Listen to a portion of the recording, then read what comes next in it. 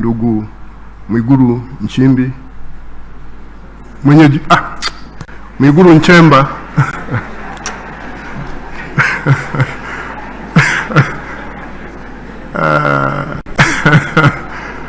majina haya yanafanana. Katika tukio hili tunaongozwa na Waziri Mkuu ndugu Mwigulu Nchemba na mwenyeji wetu ndugu Azani Zungu, Spika wa Bunge la Jamhuri ya Muungano wa Tanzania, mjane wa marehemu Jemina William, na viongozi wetu wa dini, paroko. Mungu awabariki sana kwa huduma hii ya leo. Ni huduma muhimu, na kama mlivyoona hadhira hii ilifarijika kwa neno hili, lakini na kwa huduma hii nzuri. Na ninyi Mwenyezi Mungu aendelee kuwabariki sana kwa jinsi mnavyoendelea kutuhudumia. Na naposema ninyi ni pamoja na hii kwaya nzuri ya Kendege, na kwa kweli wametubariki sana, na katika tukio hili linalohuzunisha kwetu pili imekuwa faraja. Mimi nafikiria kualika siku moja. Na niseme hivi, Katiba ya Jamhuri ya Muungano wa Tanzania ibara ya 9 inahimiza amani na udugu wa wananchi wa Jamhuri ya Muungano wa Tanzania. Alafu inaendelea kutaja yale mambo ambayo tukiyafanya yatajenga hiyo amani na udugu wa wananchi wa Jamhuri ya Muungano wa Tanzania. Niwashukuru viongozi kwa kutukumbusha mambo haya, na niwashukuru kwa kuendelea kuhimiza amani na maadili ya jamii, mambo ambayo pia yataimarisha umoja wa kitaifa. Kwa hiyo kwangu mimi leo imekuwa ni faraja sana na haya ambayo mmetushauri. Na kwa kawaida, kwa maadili ya wananchi wa Jamhuri ya Muungano, mila na desturi zao, matukio kama haya huwa ni ya kujenga mahusiano hata kwa watu ambao tumekoseana.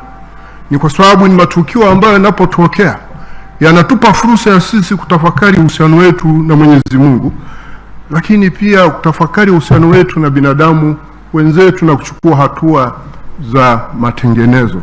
Kwa hiyo halipaswi yawe matukio yanayotuunganisha badala ya kututenga. Na kimsingi tunaoshabikia mambo mengine haya ni watu ambao tunaenda kwenye nyumba za ibada. Yesu anazungumza katika Mathayo sura ya 7 mstari wa 12 kwamba kwa kadri unavyotaka utendewe wewe, watendee wengine hivyo hivyo. Hiyo ndio Torati na manabii na Zaburi.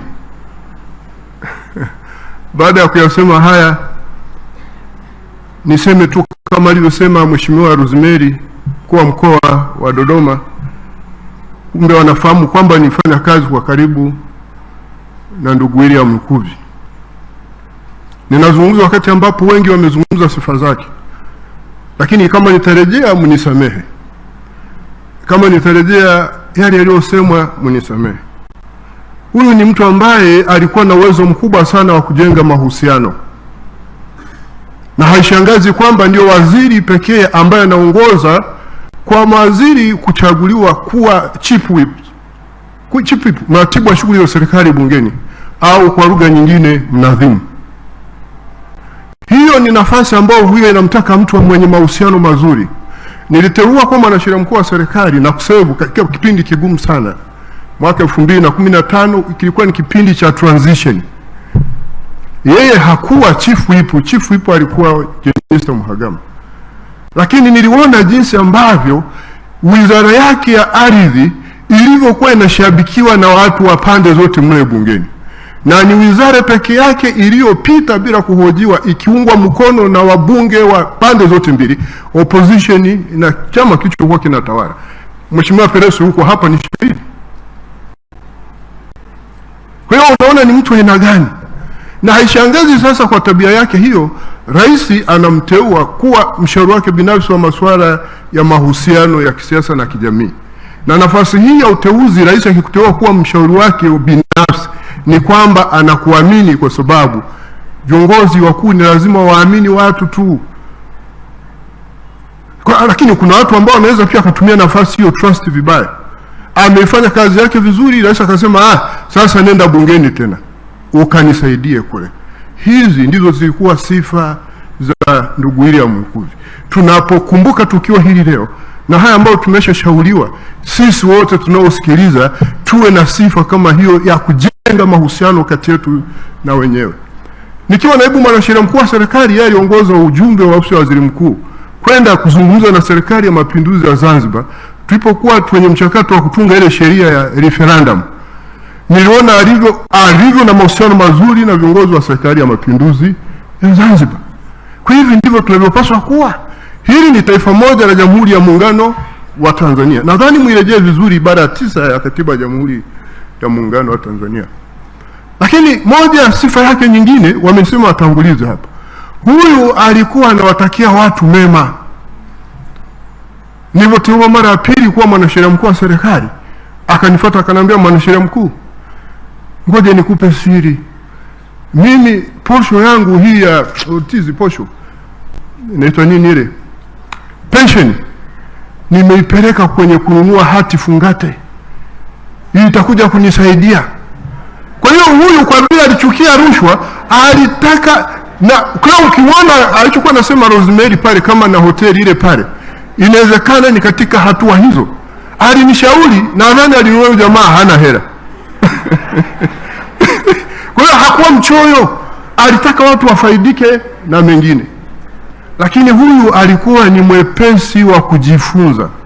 Kwa yale asiyoyajua alitambua, alikuwa na kipaji cha kutambua watu ambao akiwafuata watamsaidia kwa yale ambayo hayajui. Na akiwafuata anakusikiliza, ukimshauri anazingatia. Alikuwa ni mtu mwepesi wa kujifunza. Na kwa sababu hiyo alifiti, hakujiweka katika mazingira kujua kwamba yeye anajua kila kitu. Kwa akajifiti katika mazingira kuelewa vitu vingi.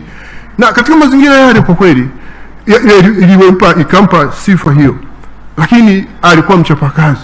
Lakini mtu aliyependa pia kutoa feedback. Wakati fulani Wizara ya Ardhi waliniomba, wakati yeye alikuwa hajawa waziri wa ardhi, nikiwa naibu mwanasheria mkuu wa serikali, kwamba niwape mwanasheria wa serikali ambaye baadaye wangemteua kuwa mkurugenzi wa huduma za sheria, director of legal services katika ile wizara. Nikiwapa kijana mmoja pale ambaye akili yake ni nzuri anyway. Sasa baadaye akateuliwa yeye kuwa waziri. Akanifuata siku moja tukiwa bungeni hapa, akasema, mheshimiwa mwanasheria mkuu wa serikali, ninakushukuru sana, huyu kijana yule tuletea ni mzuri mno. Na kwa kweli ni mzuri mno, na huyo kijana humu serikalini ameendelea kuisaidia serikali, na Mungu ambariki huko aliko. Huyo ndio alivyokuwa huyu ndugu William Lukuvi. Lakini zaidi ya haya, mimi nisingependa kupoteza muda wenu. Unajua, ukipewa nafasi ya kuzungumza mtu unayemfahamu, ningependa kusema mengi sana kuhusu haya, but ninaogopa nisije nikaenda mbele zaidi. Sasa ushauri wangu sasa kwa familia, mzingatie ushauri tuliopewa na viongozi wetu wa dini. Hilo la kwanza. Lakini la pili, ameondoka huyu ndugu yetu. Kila mmoja ana nafsi yake ya identity na utambulisho wake. Yaani hata akizaliwa leo mwingine pale kwenye familia mkamuita William wa Ving'ombe Lukuvi, hata kuwa kama huyu bwana. Ni pengo ambalo limeondoka, ni pengo ambalo halizibiki, linaumiza. Kwa hiyo mtapaswa kujifunza kuishi na hili pengo kwa namna ambayo isije ikawaathiri sana na ninyi katika maisha yenu, tukiwa na imani kwamba kuna faraja kama ambavyo tumefundishwa baada ya maisha haya, na hasa kwa roho kufa katika Kristo. Kwa mujibu wa Ufunuo sura 14 mstari wa 13, tuna hilo faraja. Mkiumia sana hapa, hata mengine hamtayazingatia na ninyi mtaathirika. Kwa hiyo naombeni sana, na ninawapeni pole sana familia tukiongozwa na Jemina William. Nampa pole sana Mheshimiwa Rais Samia kwa pigo hili alilolipata, na ni pigo kwake. kwa sababu anaondoka mwananchi wake, lakini mwananchi aliyekuwa msaidizi wake na msaidizi ambaye alikuwa na uwezo mkubwa sana. Nawapeni pole sana Mheshimiwa Waziri Mkuu, nakupeni pole sana Spika, nawapeni pole sana wabunge, nawapeni pole wananchi wote wa Jamhuri ya Muungano wa Tanzania, kwa sababu huyu alikuwa na nafasi ya kitaifa. Uamuzi wake na hatua zake zinamwasili kila mmoja kwa nafasi yake.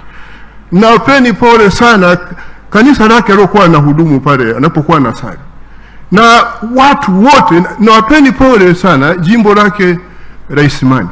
Baada ya kusema hayo, Mwenyezi Mungu aendelee kutubariki sana, rehema na fadhili zake zitupungukie, na tumshukuru Mwenyezi Mungu kwa kutujalia kuendelea kuishi licha ya udhaifu na maovu yetu.